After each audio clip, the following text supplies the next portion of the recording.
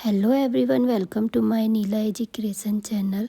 मैंने 2 product Amazon से online purchase किया है, तो उसी की अनबॉक्सिंग करते हैं। तो चलो फर्स्ट प्रोडक्ट की अनबॉक्सिंग कर लेते हैं। तो इसमें है क्रोशिया का सेट, क्रोशिया किट है। तो इसमें हम देखते हैं सबसे ऊपर ये जो क्रोशिया का सेट है, इसमें कम से कम ये 8 हैं, 8 क्रोशिया हैं और ये हुक, और ये इसमें है कम से कम 2.5 mm से 5.5 mm तक का क्रोशिया। पहला हम देख रहे हैं जैसे 2.5 mm का, इसके हुक्स इस तरीके से छोटे हैं। फिर इसके बाद हमारे पास आता है 2.5 mm का, और उसके हुक्स पहले वाले से थोड़े से बड़े हैं। थोड़े से हुक्स का साइज अप होता जाता है। 3.0 mm का इसका भी हुक्स थोड़ा बढ़ता जाएगा। 3.5 mm का इसके हुक्स देखो इस तरीके से हैं। तो ये रहा 4.0 mm, और इसका भी हुक्स थोड़ा साइज अप हो गया है, और इस तरीके से आता है हमारे पास अब 4.5 mm का। और ये है ऑरेंज कलर में, इसमें काफ़ी क्यूट क्यूट कलर्स के हैं। और ये 4.0 mm का है।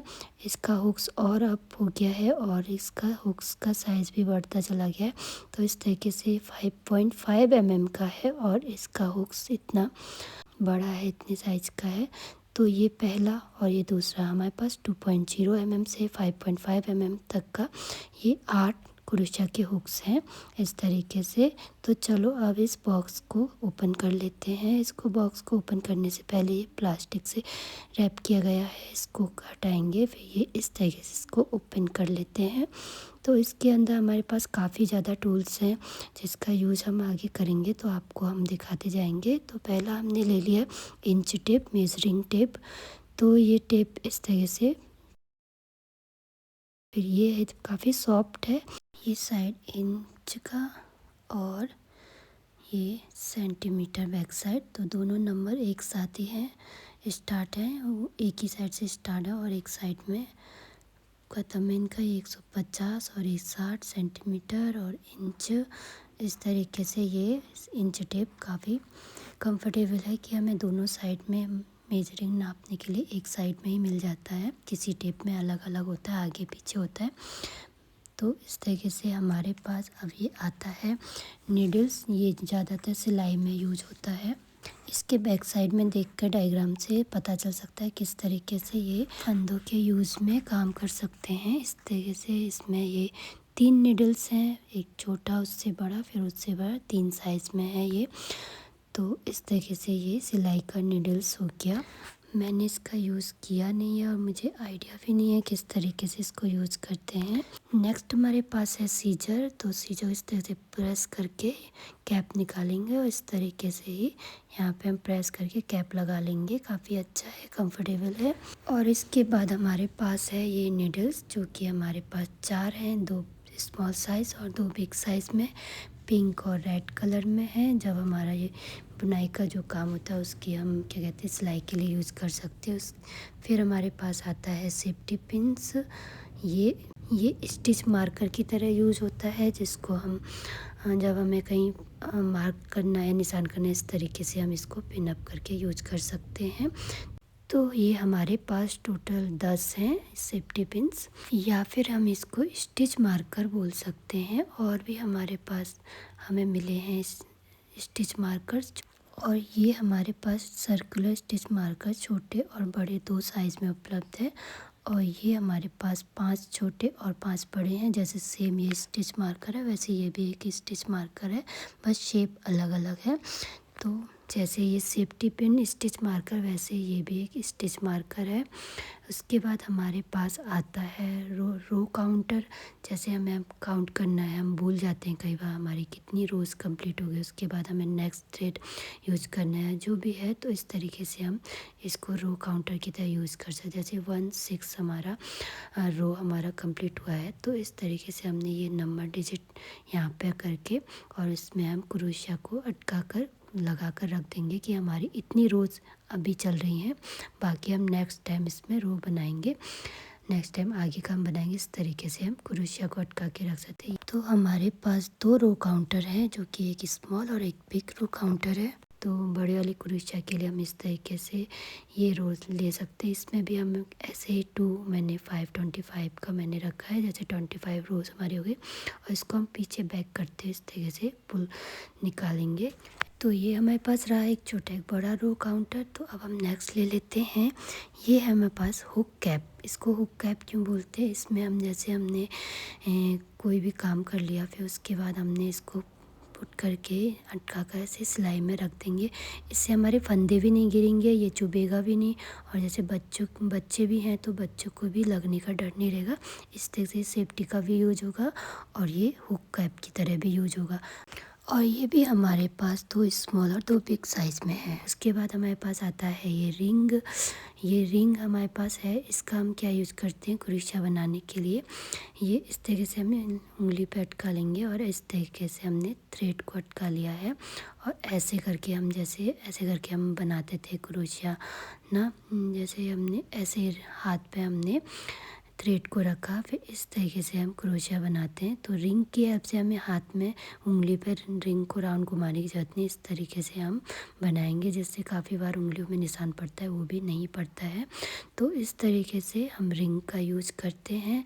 तो जैसा जो मतलब आप लोग करना चाहते हो कंफर्टेबल के लिए तो आप यूज़ कर सकते हो, बट मैं नहीं करती हूँ इसका यूज़ और हैबिट भी नहीं है। तो इस तरीके से ये हो गया। फिर इसके बाद हमारे पास ये छोटे छोटे क्रोशिया हैं और भी हमारे पास आए हुए हैं। ये भी हमारे पास 8 पीसेस हैं। ये हमारे पास 0.6 mm से 1.75 mm तक है। देखिए कितना फ़र्क है दोनों के हुक में। इस तरीके से इसका यूज़ ज़्यादातर हम पतले वाले यान में लेते हैं। इस तरीके से देखिए ये नंबर है, इसमें प्रिंट हुआ हुआ न प्रिंट है, जो कि ये निकल सकता है, ये प्रिंट नंबर लिखा हुआ। तो ये 0.6 से वो 0.15 का है। देखिए इन दोनों के हुक में 1.75 mm में इतना फ़र्क है दोनों के हुक में। पर ये भी छोटे में ही आते हैं, बड़े हुक्स में नहीं आते। 0.9 mm का हमारे पास आता है, 0.75 mm का। फिर आता है हमारे पास 1.10 mm का हुक आता है। फिर हमारे पास ये आया 1.20 mm का हुक। फिर उसके बाद 1.50 mm का हुक है। फिर इसके बाद 1.60 mm है। इसके बाद 1.75 mm का हुक। तो इस तरीके से ये हुक्स है। और आ जाता है हमारे पास ये प्लेट्स, जो कि रेक्टेंगल शेप में है, प्लास्टिक का है।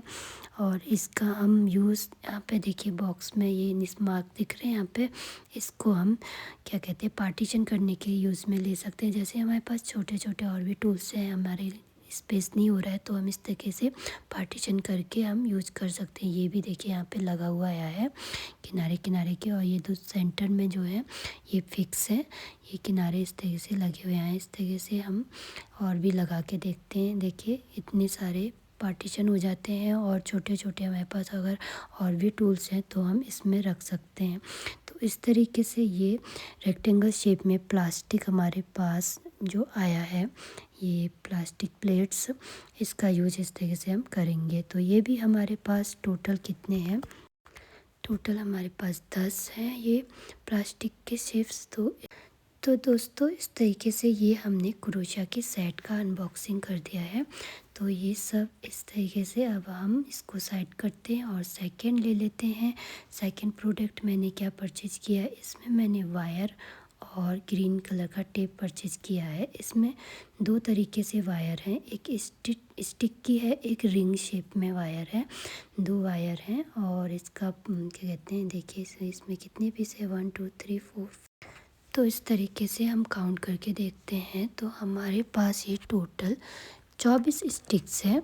और इस 24 स्टिक्स का हम या फिर इस राउंड कलर की जो स्टिक है, ये वायर है, इसका भी सेम ही यूज़ कर सकते हैं किसी भी प्रोडक्ट के लिए हमें बनाना है तो। और फिर इसके बाद हमारे पास एक ग्रीन टेप है, जो कि इसको हम इस तरीके से, जैसे ग्रीन में हमारे पास ग्रीन कलर की स्टिक है। ये कवर होके आया है, इसमें कलर ग्रीन करके आया है। फ्लावर की स्टिक्स बनाने में यूज होता है। और ये जो ग्रीन कलर का टेप है, इसकी लेयरिंग काफ़ी मतलब पतली है। तो इस तरह से लाइट कलर है उसका, डार्क कलर का है स्टिक में जो ग्रीन है। इस वायर में भी हम इस तरीके से इसको कवर करके इसकी हम इस तरीके से स्टिक्स बना सकते हैं। तो इस तरीके से इनका ये यूज़ होता है। आगे जो यूज़ होगा मैं आप लोग को ज़रूर दिखाऊंगी वीडियो में। और आप इस तरीके से मैंने इसकी भी अनबॉक्सिंग करके आपको दिखाई है। कैसा लगा आप लोग को मेरा वीडियो, लाइक शेयर कमेंट ज़रूर कीजिएगा। थैंक यू गाइस, मिलते हैं नेक्स्ट वीडियो में। Bye bye.